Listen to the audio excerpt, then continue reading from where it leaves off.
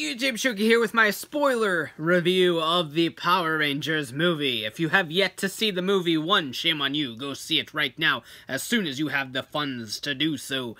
But if you haven't seen the movie yet, you don't want spoilers, please click here or in the description down below to my spoiler-free version of this review. I don't really spoil anything in that video, hence spoiler-free, so you won't get spoiled by all the cool things that this movie does. So go check that out if you haven't seen the movie yet. Or if you just don't care about spoilers, I guess you could watch this one. But anyway, let's go ahead and dive right in. I thought, like I said in the spoiler-free version, I thought this movie was absolutely fantastic. It hit everything that I wanted it to hit going into this movie.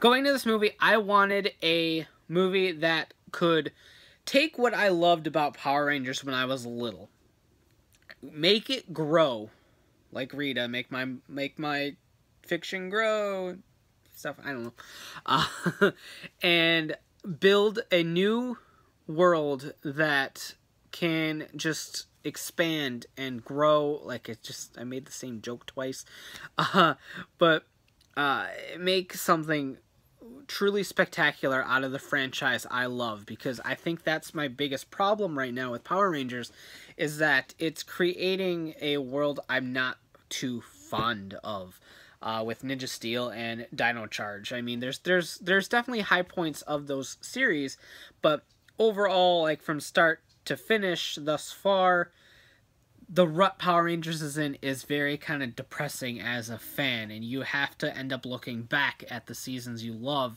in order to continue to feel that energy about the franchise. But this movie comes in and just goes, smacks you right in the face, and kind of revitalizes anything you thought about Power Rangers as a franchise. I said this in the spoiler-free version, but this movie shows you that Power Rangers is capable of something like a world-building media like Avatar: The Last Airbender or something like that. It can be on kids' TV and still build a very beautiful world. And Dean and his crew on this movie just totally embraced that. What they built with this movie is something that can grow into a absolutely beautiful world, either be it through comics or maybe even a TV series, an animated show. I would dig an animated show in this universe, or sequel movies or novelizations or something like that. The way that they kind of brought everything up between the backstory between Zordon and Rita, they were both Rangers in the past, along with the original Yellow Ranger we saw, which I dig. I would love to see something, be it a novel or a comic series or something like that, with Zordon and his team. I assume are all Eltarians, I would imagine. They all kind of spoke the same language, and I just kind of figured the whole team was Altarian. I don't know for sure, but Zordon and the original Yellow Ranger, they looked very similar to the same species. So, I don't know, it's hard to say. So did Rita when she looked gross.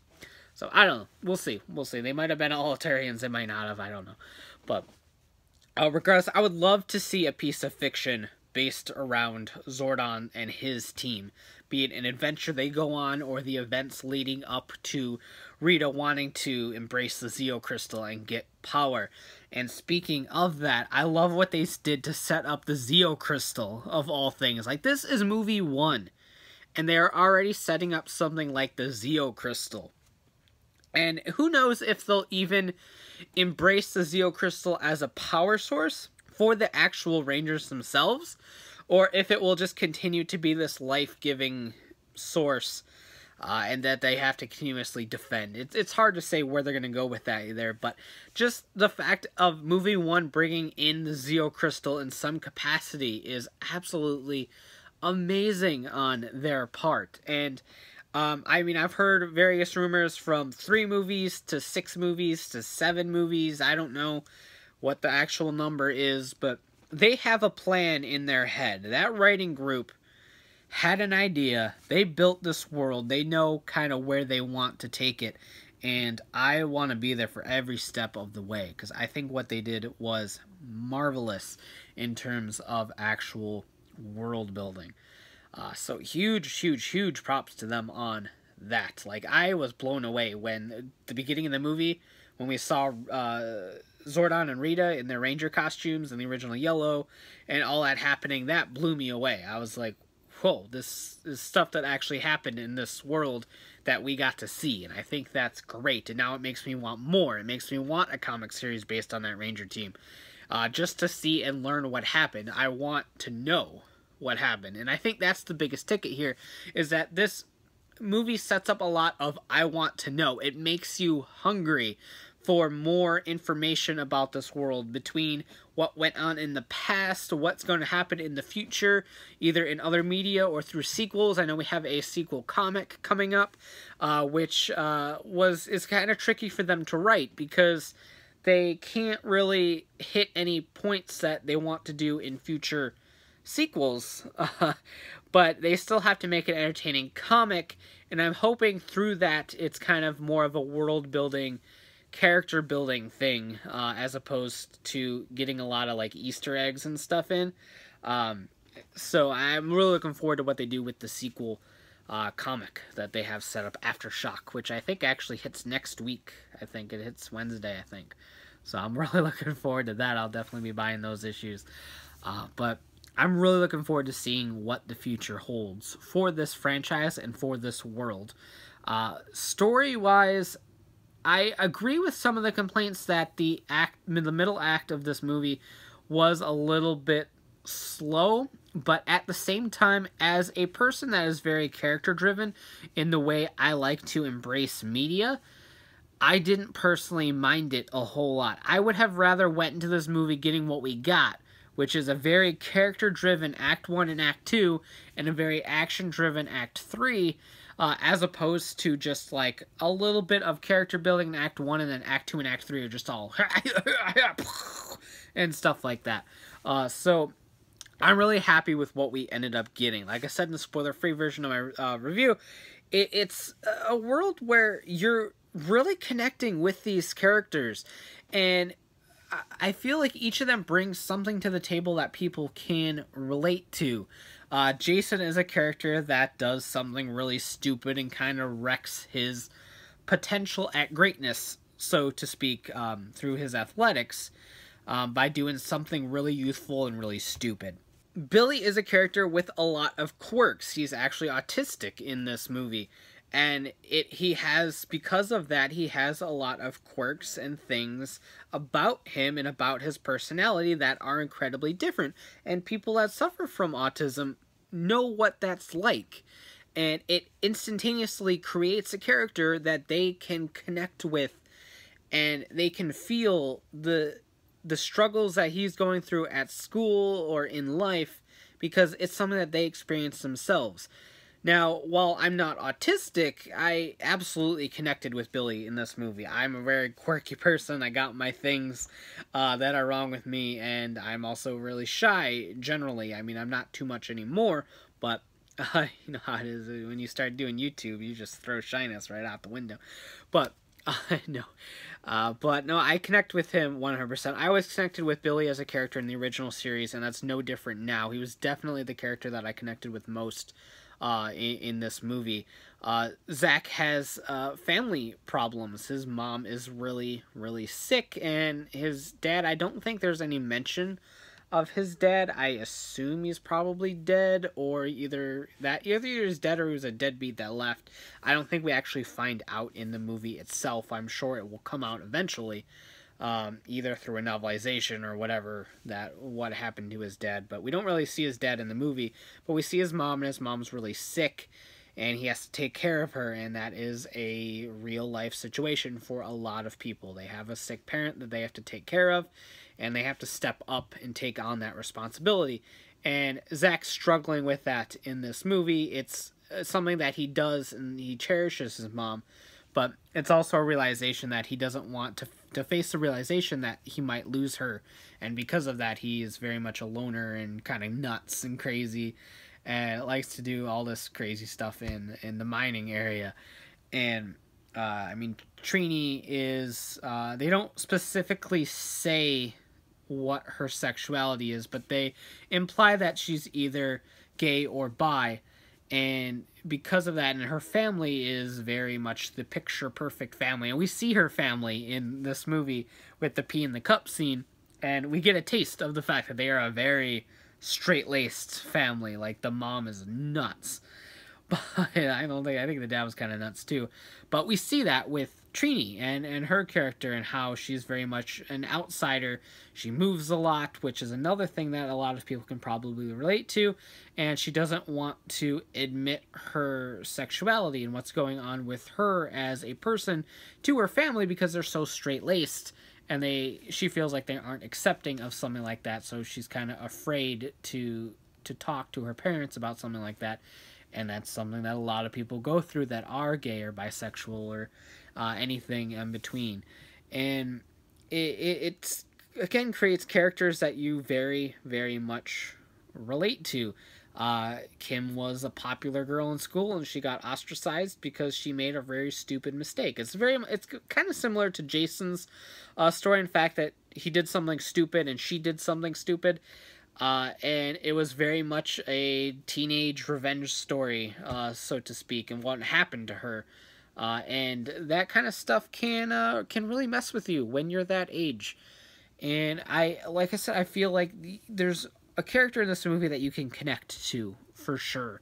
I mean, if you had the picture perfect life, you probably can't connect with a whole lot of them, but I do feel like you can connect on some level to these characters.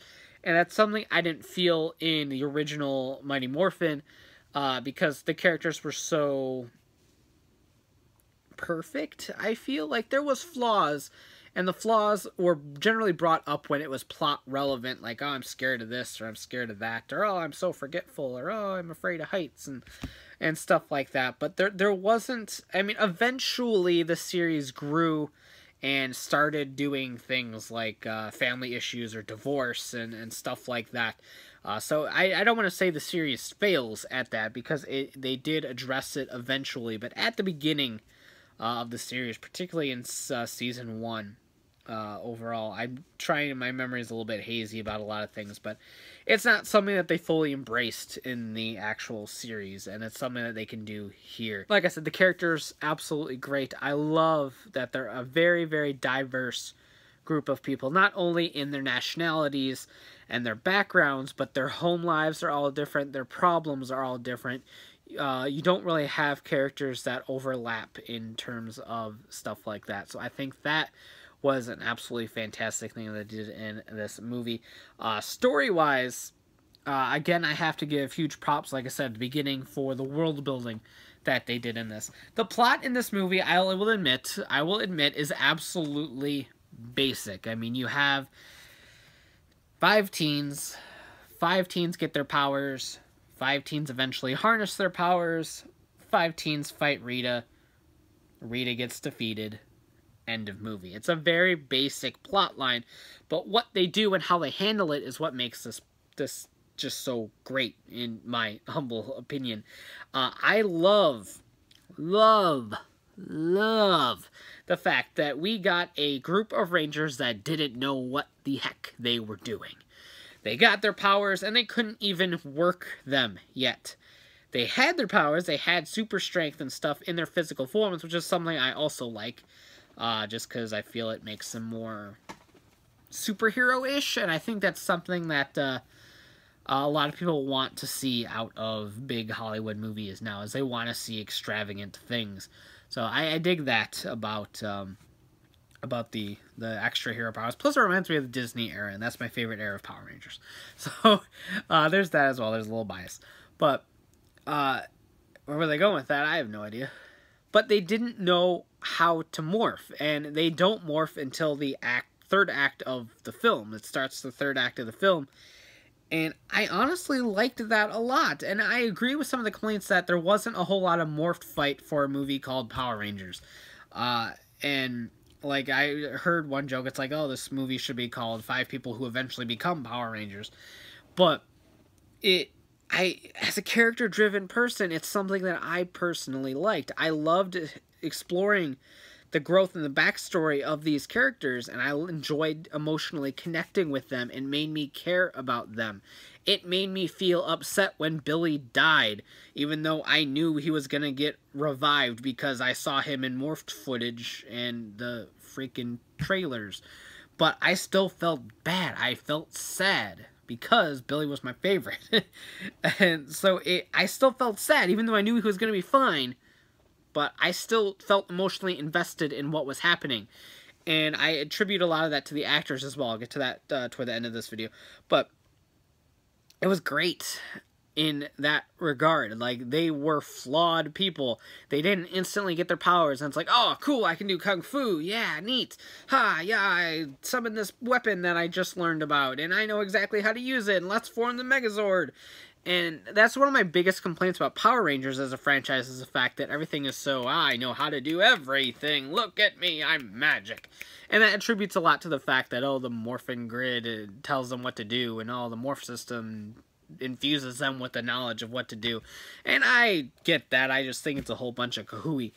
But I love the fact that they couldn't do it. I love the fact when they formed the Megazord, the first thing it did was trip. That's fantastic. That is how you work a giant robot. You don't know what you're doing, especially when you're a teenager. But no, that I thought it did take a while, and I feel like there wasn't enough morphed footage. But at the same time, I know with a sequel, we're probably going to get a whole lot of morphed footage.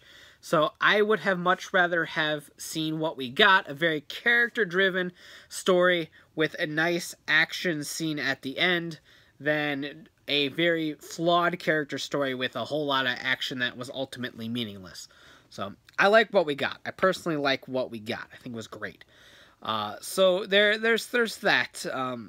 Yeah, the story was, like I said, the story was very, very much basic, and I think what it did was, it itself wasn't a fantastic story, but it developed a world that has a lot of building potential because it was so basic. It wasn't something that was very one and done. It had a satisfying conclusion, but at the same time, it set up a lot of potential with Rita floating in space. Oh, she happens to be going closer to the moon. Oh, what if she gets found by somebody else? Cough, Lord Zed, cough. And she even said, more will come, seeking the Zeo Crystal. Cough, Lord Zed, cough. And so I like that. I like the hints at the future. I mean, just like I said at the beginning of the video, laying out the Zeo Crystal right off the bat is absolutely impressive for this world. And I don't know, I just thought it was absolutely great.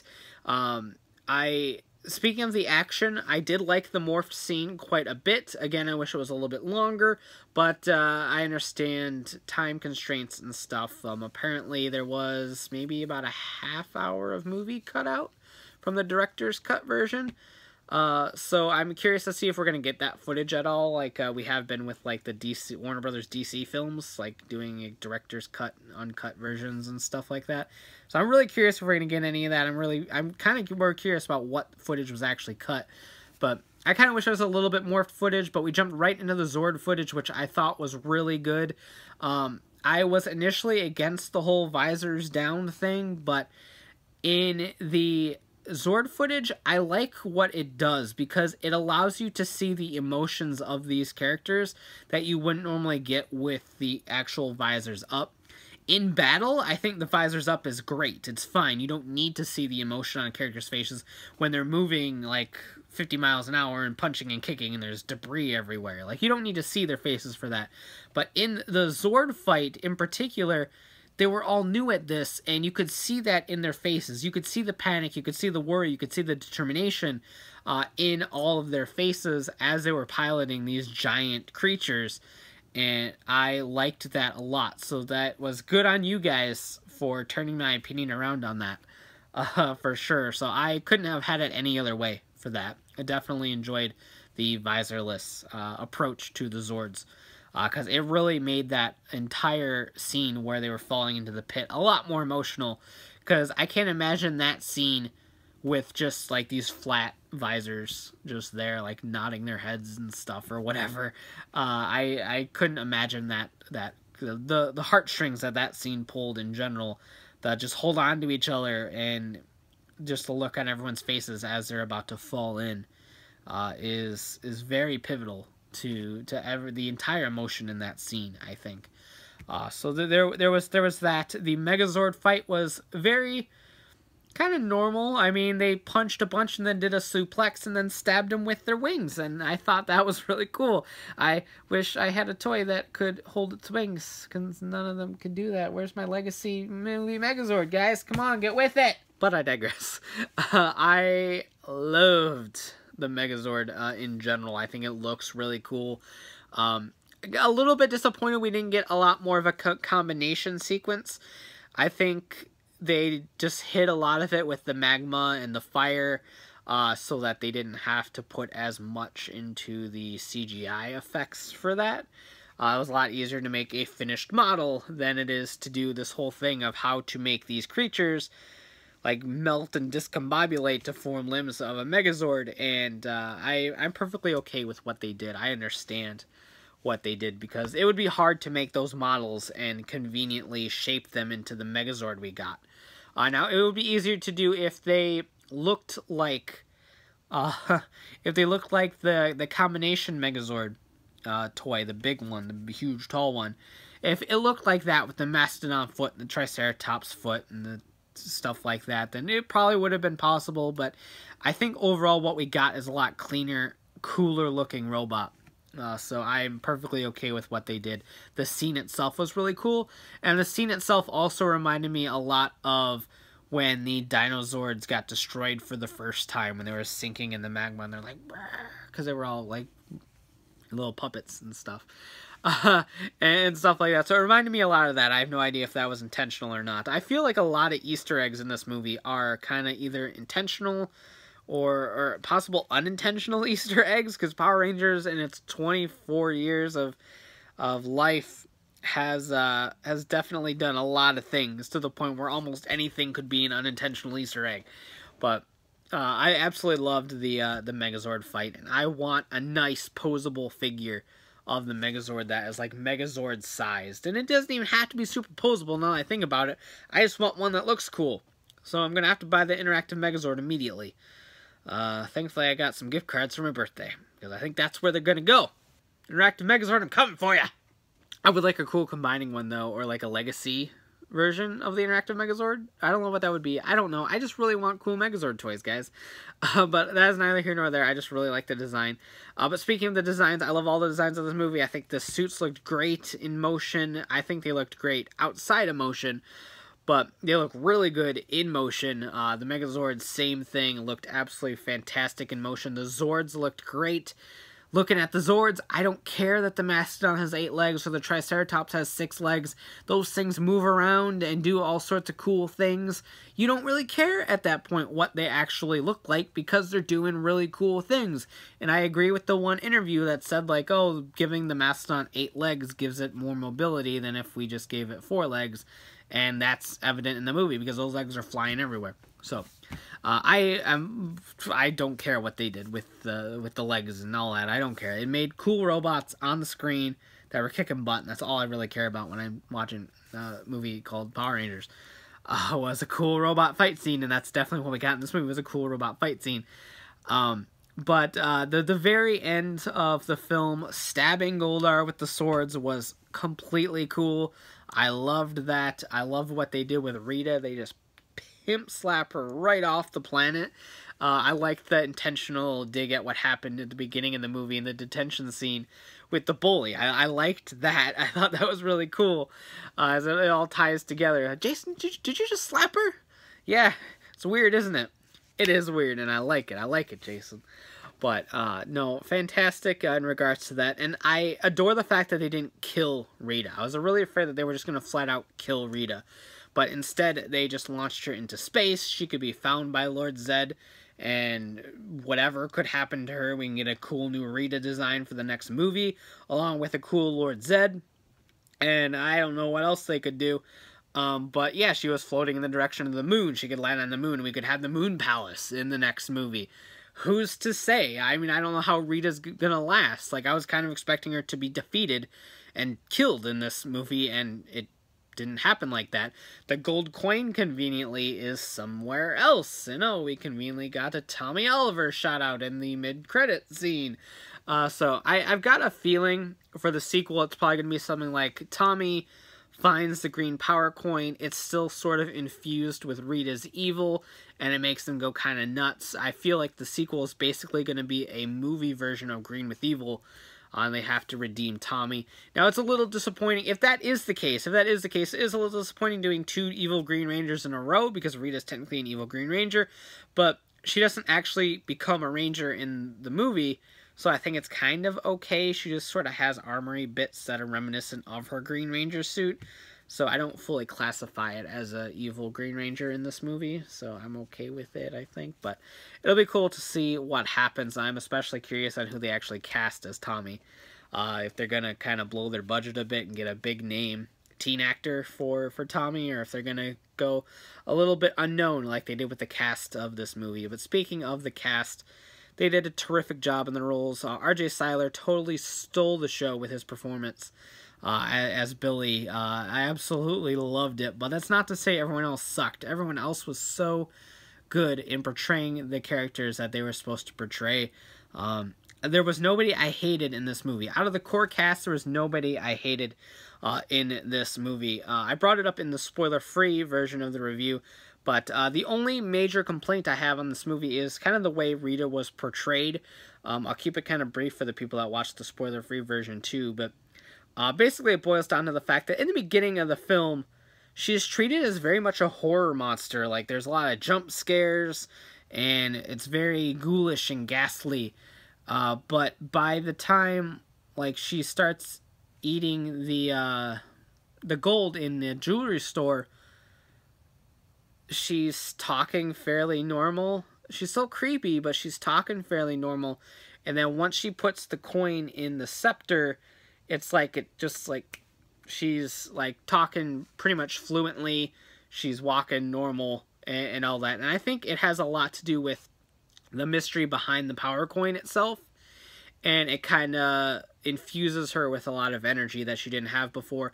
But it just felt kind of weird to go from this very horror movie, ghoulish version of Rita to basically a kind of more campy version of Rita. I think Banks did a fantastic job as Rita in this. And I really like how she kind of embraced the campy with her character in this, the third act of the film. It wasn't over the top to where it felt weird, but it still had a charm to it that reminded you a lot of old school Power Rangers. And the Make My Monster Grow was there, and the Krispy Kreme scene. I have to find the elusive Krispy Kreme. But I love the fact that Krispy Kreme was a plot point of this movie. It made me want to go buy donuts instantaneously, but I love Krispy Kreme in general, so that's neither here nor there. Surprised? No. But it was great in that regard. Like I said, her writing was a little bit weird in the pacing of how she mutated throughout the movie. I would have preferred to kind of find out why she was the way that she was in the beginning of the movie. I expect her to be normal and talking toward the end of the movie, but I'm curious behind the why of how she survived, for one thing, and how she became what she was in the beginning of the movie. That's kind of what I want to know. And I'm hoping we can kind of get that in some sort of comic or novelization later on, if we focus on Zordon's team at all in the future. So we'll see if that ever gets resolved. But that's really my only biggest flaw with the movie was, I think, Rita's portrayal was kind of all over the place. And I still think she was a great villain, and I loved her at the end of the movie. But the beginning of the movie and the end of the movie with her performance was just kind of all over the place. And it was kind of weird to me. That's my biggest problem with the movie. I mean, when that is my biggest problem with the movie, you know it was a good movie. I mean, I'm kind of easy on movies to begin with, in my humble opinion. I like a lot of things of what I see, regardless of how many problems they have, but I don't know. I just can't really pinpoint the problems with this one. I can agree with some of the complaints about how long it took to get to the action, and I can respect that as a character-driven person that loves character in their media. I did not mind how long it took to get to the action because I was too busy being invested in these characters. Apologies for that. But, so I did not mind whatsoever in that regard. But I've also seen a couple complaints that they didn't really use the original theme all that much, and it would have been a nice little nod. But personally, I feel like this is just a movie all on its own. It doesn't need to rely on stuff from the original franchise in order to succeed. And that little tidbit of the '95 movie theme that we got with the Megazord or the Zord Stampede, I thought that was just plenty. I thought that was plenty. I thought that was a great little nod. It made the theater roar. And I dug that. I thought that was all we really needed. However, we got a little snippet of a new version of the classic theme instrumentally in the end credits, and I want a full version of that, guys. The bit on the soundtrack is like the end credits, where it's only about maybe 50 seconds or so of that. I want a full version of that. That was a terrific rendition of the original theme, so I kind of want to hear that. But that's neither here nor there. I thought what they did with the '95 thing was really, really cool. I want to see it another time just to try to embrace all the Easter eggs, because I feel there's a lot more. We got Mariner Bay and Reefside callouts via the street signs. I couldn't see a lot of the other ones. I know there were more, I believe, that we've seen through production shots, but I want to see if there was any more. I don't know if there's any other tidbits hidden various places, because I was too busy watching the movie these two times to fully grasp a lot of Easter eggs. You have the whole thing at the very end with Trini. How do you know he's a boy? And I don't know if that was an intentional Easter egg to the fact that the Yellow Ranger was a male in Jew Ranger or not, or whether it was just like, oh, superheroes can be girls too kind of thing. But either way, I feel like it was an Easter egg. But we'll see about that. I know I'm probably missing a ton of Easter eggs in this movie, and I want to see them more and more. And I don't know if this was an Easter egg or not, but Eric from Ranger Command pointed this out when we were at the premiere. Right when they go to enter the pit for the first time, we see a black scorpion on a rock. Could be a Scorpina Easter egg, maybe? I don't know. I feel like there's a reason they put a scorpion there. But, I don't know. We'll see. So that might be an Easter egg as well. But I don't know. I feel like I've went on too long. This is already a 35-minute freaking mini podcast about this film. But absolutely fantastic film. Bar none. I can't wait to see what they end up doing in the future with sequels and more media. I would love a cartoon of some sort in this world, just because I feel like it could expand even further than the movies. I want it to do really well. It's off to a really good start. It had an almost $4 million opening night on Thursday night, and I think it was at like 14 million as of this afternoon. So add in Saturday and Sunday, which are the biggest movie days of all, I think we could be hitting about 40 million opening weekend, and I think that is really good for a movie like this. I'm hoping it does better. I'm hoping it can hit the 60s or maybe even the 70s, but given it's still combating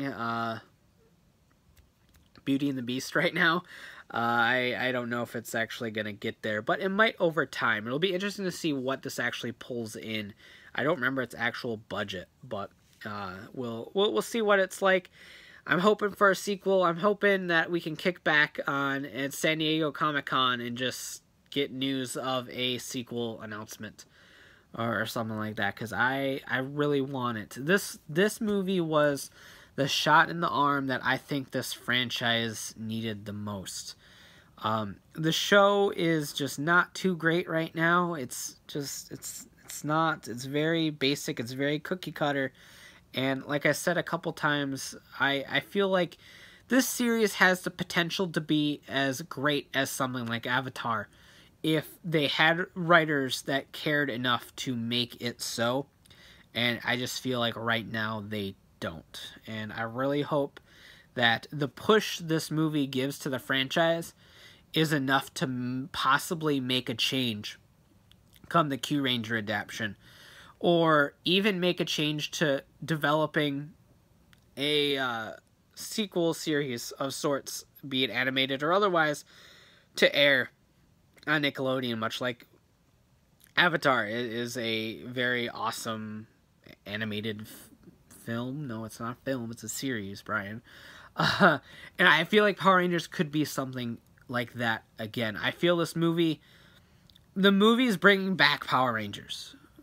I mean, bar none. You're seeing Mighty Morphin everything, everywhere. It's almost just like it's the 90s again.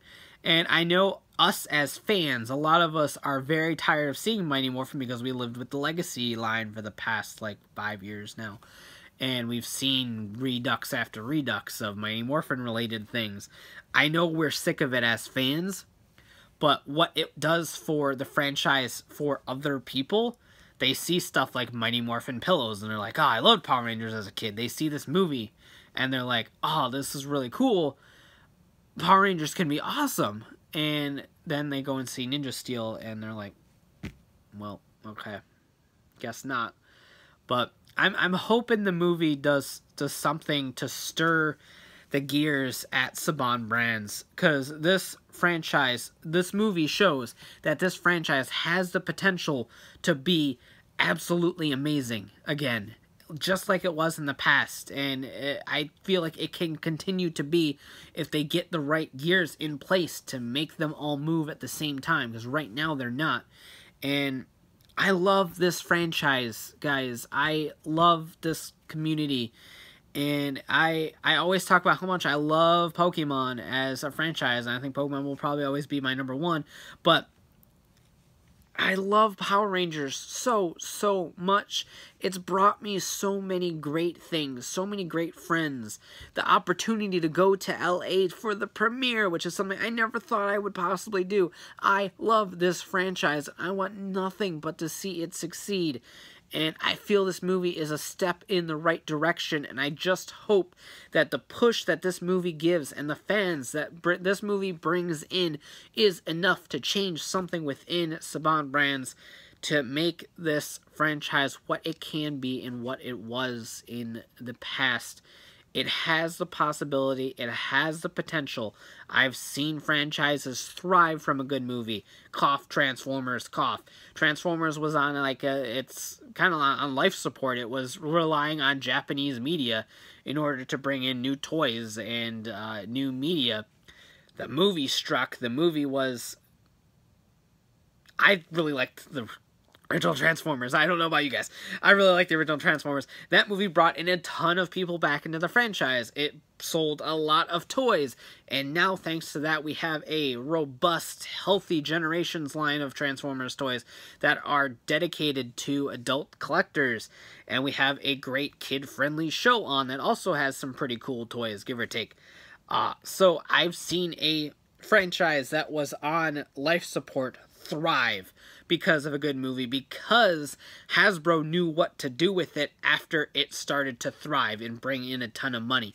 And I hope Bandai and Saban can see that as well with what hopefully will happen to the franchise thanks to this movie. I just want to see it boom.